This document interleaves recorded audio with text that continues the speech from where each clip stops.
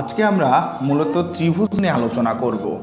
সাধারণত যারা সরকারি চাকুরির পরীক্ষা দেওয়ার জন্য প্রিপারেশন নেয় তাদের অনেকেই দেখা যায় সায়েন্সের ব্যাকগ্রাউন্ড ছিল না এসএসসি এবং ইন্টারমিডিয়েটে। ইভেন অনেকে যারা অনার্স পড়াশোনা করে তাদের দেখা যায় কি তারা একটা ভালো জায়গায় ভর্তি হয়েছিল, কিন্তু এই যে ত্রিভুজ কিংবা জ্যামিতির যে জ্ঞানগুলো সেগুলো একটু ল্যাকিংস ছিল। কারণ আমরা জানি যখন আমরা ইন্টারমিডিয়েট পড়াশোনা করি সেটা যে ব্যাকগ্রাউন্ডেই পড়ি না কেন সেখানে জ্যামিতি থাকে না, জ্যামিতির অঙ্ক থাকে। কিন্তু এই সরকারি চাকরির পরীক্ষাগুলোই কিন্তু এইসব জ্যামিতি বেশি দেয়। এই জ্যামিতিগুলো দিয়ে থাকে হচ্ছে নবম দশম শ্রেণীর উচ্চতর গণিত, সাধারণ গণিত থেকে, কখনো 5-6 গণিত থেকে। তো আজকে আমার আলোচনার বিষয়বস্তু হচ্ছে ত্রিভুজ। তো এই ত্রিভুজটা নিয়ে আলোচনা করার কারণ হচ্ছে অনেকের দেখা যায় এই ত্রিভুজ নিয়ে অনেক ধরনের সমস্যা থাকে। তো এই ত্রিভুজের এই টপিকসটায় আমরা এই কয়েকটা বিষয় নিয়ে আলোচনা করব, সেটা হচ্ছে শীর্ষ, বাহু, মধ্যমা, কোণ, অতিভুজ। তো এই পয়েন্টগুলো নিয়ে আলোচনা করার পরে আশা করি কোনো নিউ কামারের এই বিষয়ে আর কোনো সমস্যা থাকবে না, যদি তারা এই টপিকসটা খুব মনোযোগ দিয়ে দেখে এবং ধৈর্য ধরে বোঝার চেষ্টা করে। তো এখন আমরা ছোটোবেলার কিছু পড়া দেখে আসব যে আসলে একটা ত্রিভুজের ক্ষেত্রে শীর্ষ কোণগুলা। তো আমরা দেখতেছি এই একটা ত্রিভুজ যার 3টে বাহু অবস্থিত। তো এই 3টা বাহুর ভিতরে যেটা এই যে এই পয়েন্ট 3টা আছে, যে 3টা পয়েন্টে 3টা কোণ উৎপন্ন করেছে, এই 3টা পয়েন্টে তো আসলে 3টা কোণ হয়েছে। এই প্রতিটা কোণের যে শীর্ষ বিন্দু কিংবা এই যে উপরের যে বিন্দুটা, এই বিন্দুটাই হচ্ছে শীর্ষ। সাধারণত দেখা যায় একটা ত্রিভুজ যেহেতু 3টা বাহু দ্বারা গঠিত, তাহলে অবশ্যই একটা ত্রিভুজে কয়টা শীর্ষ থাকবে? 3টা শীর্ষ থাকবে। আচ্ছা, এরপরে দেখা যাচ্ছে কি এখানে বাহু কোনটা? এই যে আমরা বলেছিলাম কি যে এই 3টা হচ্ছে ওই ত্রিভুজের 3টে বাহু। তাহলে এখন যদি বলা যায় যে এই বাহুটা কি দ্বারা প্রকাশ করা হচ্ছে? এসি। এই বাহুটা কে? এবি। এবং এই বাহুটা কে? বিসি। তার মানে বোঝা যাচ্ছে যে এ বি, বিসি, এসি এগুলো আসলে ত্রিভুজের কে? বাহু। এবার তৃতীয় আর একটা পয়েন্ট, সেটা হচ্ছে এই যে আমরা এ কোণটা লিখতেছি, এই এ কোণটা কতভাবে লেখা যায়? সেটা হচ্ছে কোণ এ, তার মানে আমরা বুঝবো যে এটা এ কোণই। কিন্তু এই এ কোণটাকে আর কতভাবে লেখা যায়? সেটা হচ্ছে বিএসি, তার মানে বি, তারপরে এ, তারপরে সি। তো আমাদের যে কথাটা মনে রাখতে হবে, যে কোণটা লিখতে হবে সেই কোণটা অবশ্যই মাঝে রাখতে হবে।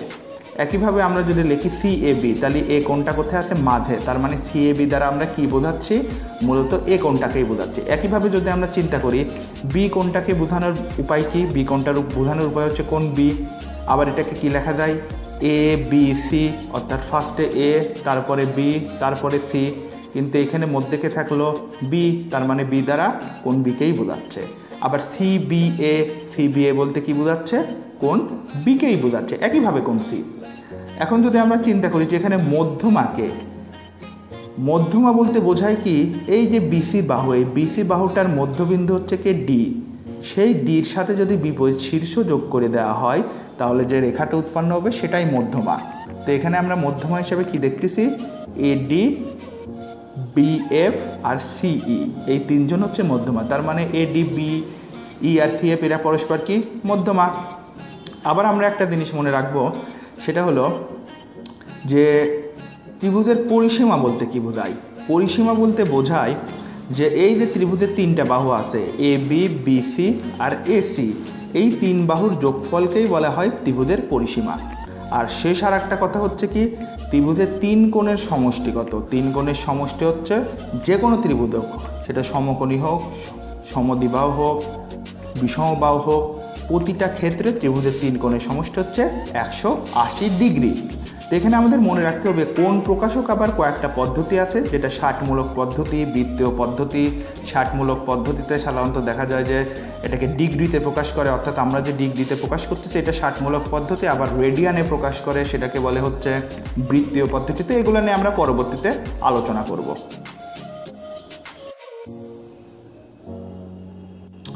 তো এখন আমরা একটা ত্রিভুজ গঠনের সাধারণত শর্ত কি সেটা নিয়ে আলোচনা করব। সেটা হচ্ছে যে কোনো ত্রিভুজের 2 বাহুর সমষ্টি অবশ্যই তৃতীয় বাহু থেকে বড় হতে হবে।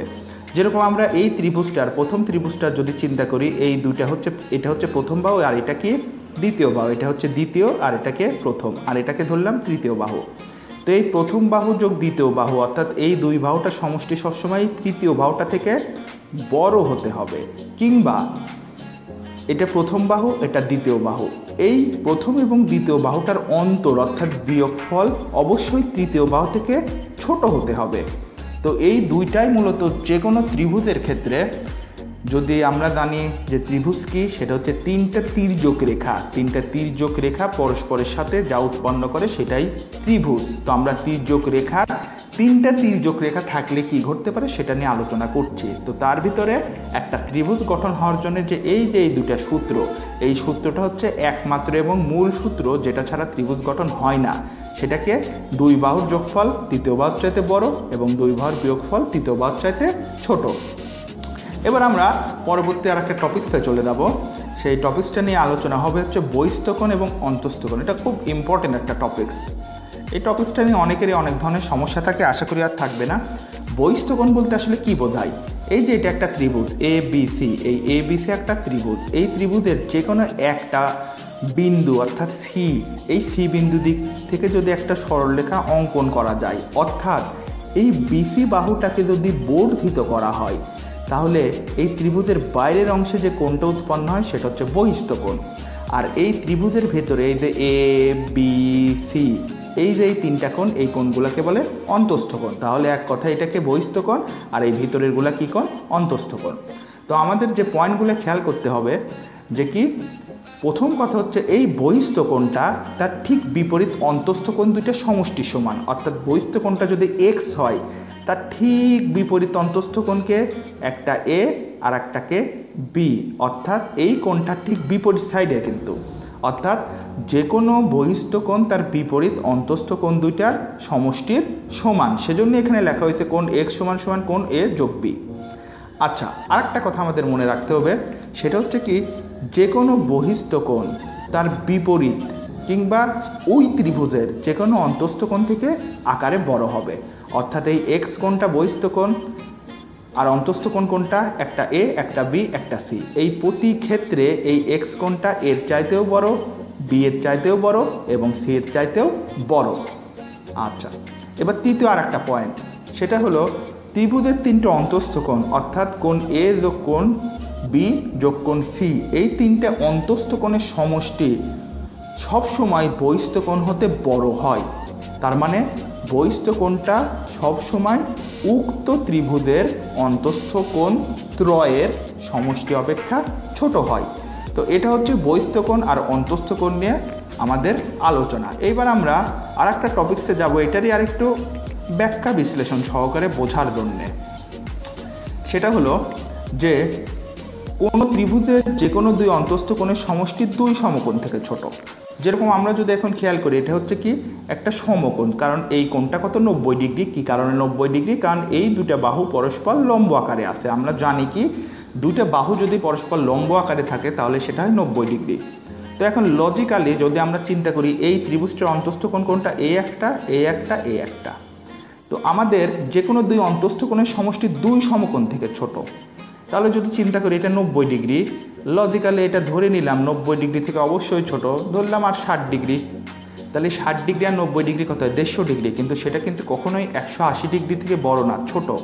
আবার যদি আমরা এই কোণ দুইটার সাপেক্ষে চিন্তা করি, তাহলে এটা যেহেতু 90 ডিগ্রি, তার মানে এটা এই দুইটা অবশ্যই 90 ডিগ্রি থেকে কম। যদি এই দুটো 45 করে হয়, তাও যোগ করলে কত হচ্ছে? 90 ডিগ্রি। তার মানে এখানেও কিন্তু মিলল যে দুই অন্তস্থকোণের সমষ্টি দুই সমকোণ থেকে ছোট। এবার আমরা সমবাহু ত্রিভুজের ক্ষেত্রে একটি হিসাব করি, যে আমরা কি জানি সমবাহু ত্রিভুজের প্রতিটা কোণের মান সমান। কারণ কি, সমবাহু ত্রিভুজের প্রতিটা বাহুর মান সমান, আর বিপরীত বাহুর বিপরীত কোণটা সবসময় সমানই হয়। তার মানে আমরা জানি কি সমবাহু ত্রিভুজের প্রতিটা কোণের মান 60 ডিগ্রি। তো এই তিনটা কোণই তো আসলে অন্তস্থকোণ। এখন যদি দুইটা কোণের যোগ করি তাহলে হয় কত? 60 120 ডিগ্রি। সেটাও কিন্তু এই দুই সমকোণ থেকে ছোটই হলো।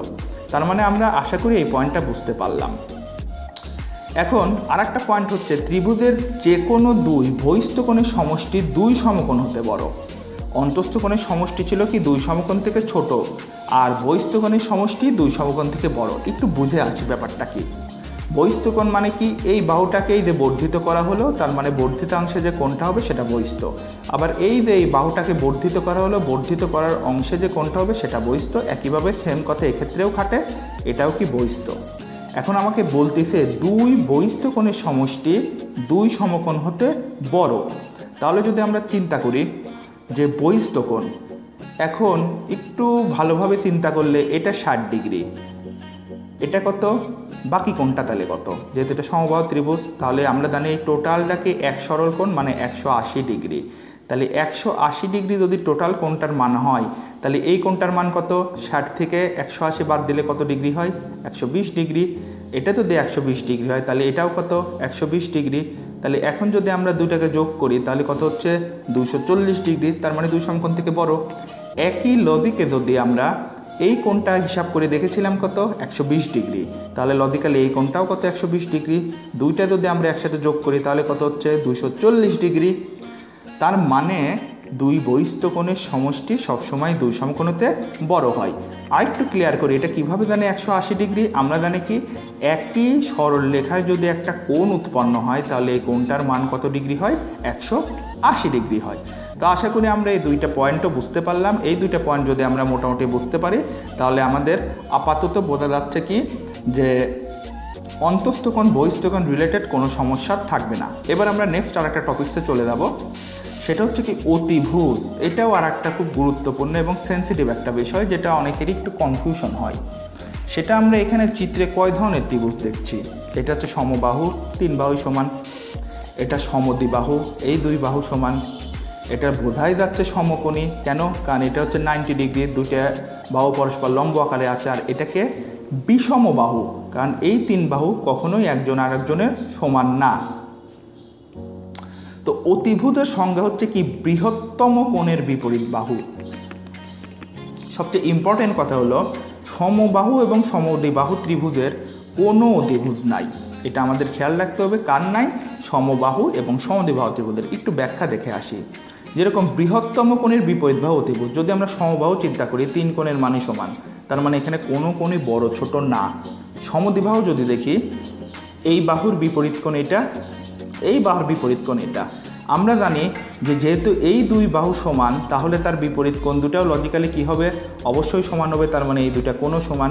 তাহলে এখানে সমান সমান কোণ, তাহলে বাকি থাকলো কোন কোণ? এই কোণটা। তাহলে আমরা দেখতেছি এইটা সবচেয়ে ছোট বাহু, তার মানে তার বিপরীত কোণটা অবশ্যই সবচেয়ে ছোট। তাহলে ফলাফল কি? এখানে কোনো বৃহত্তম বাহুই নাই, কারণ আমরা অতিভুজ কি বলতেছি? বৃহত্তম কোণের বিপরীত বাহু। তাহলে এখানে কি কোনো বৃহত্তম কোণ কি বৃহত্তম বাহু পাচ্ছি? হ্যাঁ পাচ্ছি, এই দুটা বাহুই বৃহত্তম। কিন্তু দুইটা বাহু বৃহত্তম হলে তাহলে তার বিপরীত দুইটা কোণও বৃহত্তম এবং সমান। তাহলে এই 3 কোণের যদি আমরা পার্থক্য বের করি, কোনো কিন্তু সবচেয়ে বড় কোণ কোনটা সেটা কিন্তু বের করতে পারবো না। একেতে এই দুইটা কোণ ছোট, তার মানে কে বড় বোঝা গেল না। আর এই কোণটা তো সবার ছোট, তার মানে এখানে আমার কোনো বড় কোণও নাই। আর যদি বড় কোণ না থাকে, তাহলে বড় কোণের বিপরীত বাহু থাকার তো প্রশ্নই ওঠে না। এইবার আমরা আসি হচ্ছে সমকোণী ত্রিভুজের ক্ষেত্রে। আমরা জানি এটা 90 ডিগ্রি, সবচেয়ে বৃহত্তম কোণ কত? 90 ডিগ্রি। তাহলে তার বিপরীত বাহু কোণটা এটা, তার মানে এটা অবশ্যই 100%কে অতিভুজ। এইবার যদি আমরা আসি বিষমবাহু ত্রিভুজ, বিষমবাহু ত্রিভুজটার ভিতরে দেখা যাচ্ছে কি, এখানে সবচেয়ে বড় কোণ কোনটা? আমরা যদি খেয়াল করি, এই একটা কোণ আছে, এই একটা কোণ আছে, এই একটা কোণ আছে। তাহলে এখানে সবচেয়ে বড় কোণ কোনটা? ভালো মতো যদি খেয়াল করা যায়, এটা হচ্ছে সবচেয়ে বড় কোণ। আর অতিভুজটাকে বৃহত্তম কোণের বিপরীত বাহু, তার মানে এই বৃহত্তম কোণটা ঠিক বিপরীত বাহু কোণটা এটা। তার মানে লজিক্যালি এটা হচ্ছে অতিভুজ। তো এখন আমরা তাহলে কি বুঝলাম? অতিভুজ নির্ণয়ের টেকনিক হচ্ছে বৃহত্তম কোণের বিপরীত বাহু, বৃহত্তম কোণের বিপরীত বাহু, এটার মাধ্যমে আবার অতিভুজ বের করতে পারি। আবার যদি চিন্তা করি যে কোন ত্রিভুজের বৃহত্তম কোণ কোনটা, তাহলে আমরা এভাবে বলতে পারি কি, বৃহত্তম বাহুর বিপরীত কোণকেই বলে বৃহত্তম কোণ। তো আশা করি আমাদের এই অতিভুজ নিয়ে আর কোনো সমস্যা থাকলো না। এবার আমরা তার পরবর্তী টপিকসে চলে যাই, সেটা হচ্ছে কি ত্রিভুজের মধ্যমা। তো মধ্যমা তো আমরা এর আগে দেখে আসছি কি, যে কি বাহুর মধ্যবিন্দু থেকে বিপরীত শীর্ষের যোগফল। যেরকম এই ত্রিভুজটার ক্ষেত্রে খেয়াল করি, এই বাহুটার মধ্যবিন্দু কোনটা? এটা, তার সাথে ঠিক এই যে বিপরীত শীর্ষটা যোগ পেলাম, এটাকে মধ্যমা। তো সাধারণত দেখা যায় ত্রিভুজ 3 বাহু দ্বারা গঠিত, সুতরাং ত্রিভুজের মধ্যমাও 3টি। তো সমবাহু ত্রিভুজের ক্ষেত্রে এই যে আমরা 3টা মধ্যমা পেলাম, এই তিনটা মধ্যমায় পরস্পর সমান, এবং এই জিনিসটা শুধুমাত্র সমবাহু ত্রিভুজের ক্ষেত্রে। কিন্তু যদি আমরা অন্যান্য ত্রিভুজের ক্ষেত্রে যাই, যেরকম এটা অবশ্যই একটা কি সমকোণী ত্রিভুজ, তাহলে এই যে একটা মধ্যমা, এই মধ্যমা, এই মধ্যমা এবং এই মধ্যমা, এরা কখনোই পরস্পর সমান না। একইভাবে যদি আমরা আরেকটা উদাহরণ এই বিষমবাহু ত্রিভুজের ক্ষেত্রে যাই, তাহলে এই বিষমবাহু ত্রিভুজের এটা সবচেয়ে বৃহত্তম বাহু, তার মধ্যবিন্দু, আর এটাকে মধ্যমা। এই মধ্যমাটা আর এই বাকি দুইটা মধ্যমা কখনোই সমান হবে না। তার মানে যে কোনো ত্রিভুজের ক্ষেত্রে মধ্যমাত্রয় সর্বদা অসমান, কেবলমাত্র সমবাহু ত্রিভুজের ক্ষেত্রে মধ্যমাত্রয় পরস্পর সমান। এগুলো আমাদের অবজেক্টিভে অবশ্যই কোথাও না কোথাও পরীক্ষায় দিয়ে থাকে। আচ্ছা, এবার আমরা এর পরবর্তী নেক্সট টপিক্সে চলে যাব। সেটা হচ্ছে ত্রিভুজের মধ্যমা রিলেটেড আর একটা শর্তে।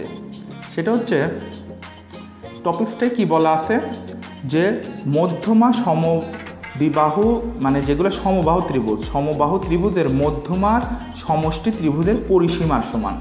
তো আমরা কি জানি, মধ্যমা এখানে কি এডি, বিই আর সিএফ, এই তিনটা সমষ্টি কার সমান? ত্রিভুজের পরিসীমার সমান। আমরা জানি কি পরিসীমা বলতে কি বোঝায়? সাধারণত তিন বাহুর যোগকে বলা হয় পরিসীমা। অর্থাৎ এই যে ত্রিভুজ, এই ত্রিভুজটা সম্পূর্ণটুকু কতটুকু এলাকা নিয়ে গঠিত, সেটা এবি বাহু, বিসি বাহু আর এসি বাহু, এই তিনটার সমষ্টি নিয়ে গঠিত, সেটাই হচ্ছে তার পরিসীমা। তো আমাদের মনে রাখতে হবে যে মধ্যমা তিনটার সমষ্টি অবশ্যই ত্রিভুজের পরিসীমার সমষ্টির সমান। কখন?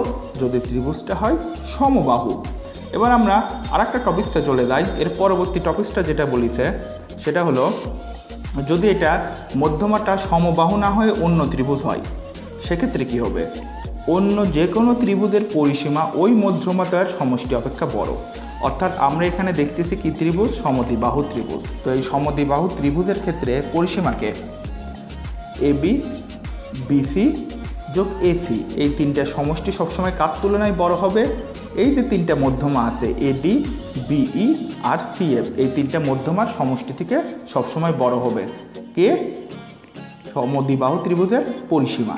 একইভাবে যদি আমরা চিন্তা করি এই বিষমবাহু ত্রিভুজের ক্ষেত্রে, বিষমবাহু ত্রিভুজের পরিসীমাকে এবি, বিসি, এসি, এই পরিসীমা তিনটার যোগফলও অবশ্যই তার মধ্যমা ত্রয়, অর্থাৎ এডি, বিই এবং সিএফের সমষ্টির থেকে বড় হবে।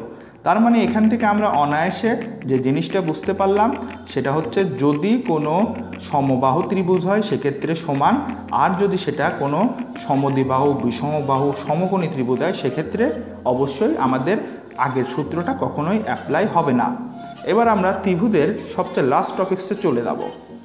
সেটা হলো যে একটা ত্রিভুজের লম্বভূমি জিনিসটা কি। তো একটা খুব কমন জিনিস যেগুলো আসলে বিভিন্ন কোশ্চেনে পেঁচায় যায়, সেটা লম্বকে কিন্তু কোনো কোনো প্রশ্নকর্তা কিংবা কোনো কোনো রাইটার বিপরীত বাহু বলে। এই লম্বটা কি?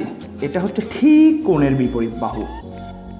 যেরকম আমার এই একটা ত্রিভুজ দিছে, আমি একই ত্রিভুজের তিনটে রূপ দেখানো হয়েছে, এখানে তিনটাই কিন্তু সমকোণী ত্রিভুজ, কিন্তু তিনটা রূপ দিয়ে তিনটা কোণের অ্যাঙ্গেল দেখানো হয়েছে। কিভাবে হতে পারে? যেরকম লম্বটাও যা, বিপরীত বাহুটাই তা, সেটাকে কোণের বিপরীত বাহু। তাহলে এই ত্রিভুজটার যদি আমাকে লম্ব নির্ণয় করতে বলে, তাহলে পরে এখন যদি আমরা চিন্তা করি যে এখানে কোণের বিপরীত বাহু, মানে বিষয়টা আসলে তাহলে কি হলো?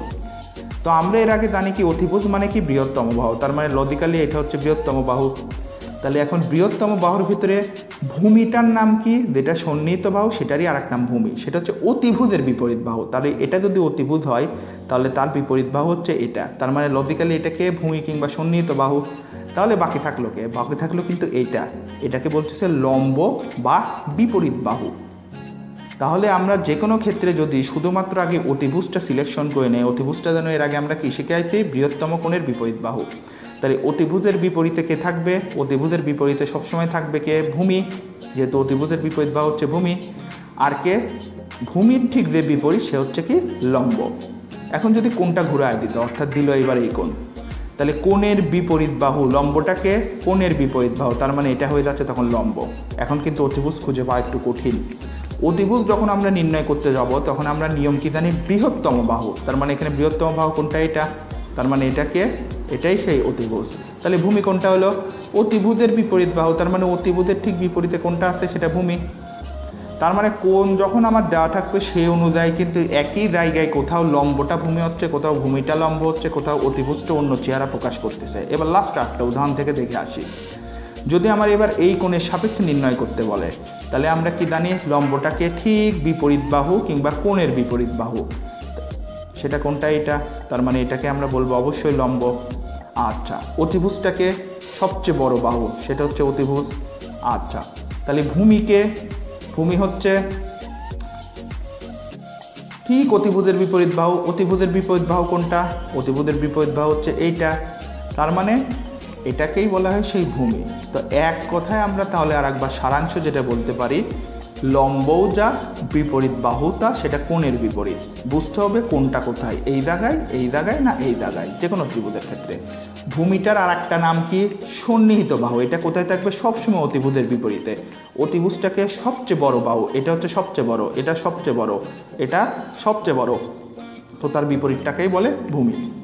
তো আশা করি এই টপিকসটা দেখার পরে আর যাই হোক ত্রিভুজ নিয়ে ছোটোখাটো সমস্যা আর কারো থাকবে না। ধন্যবাদ সবাইকে।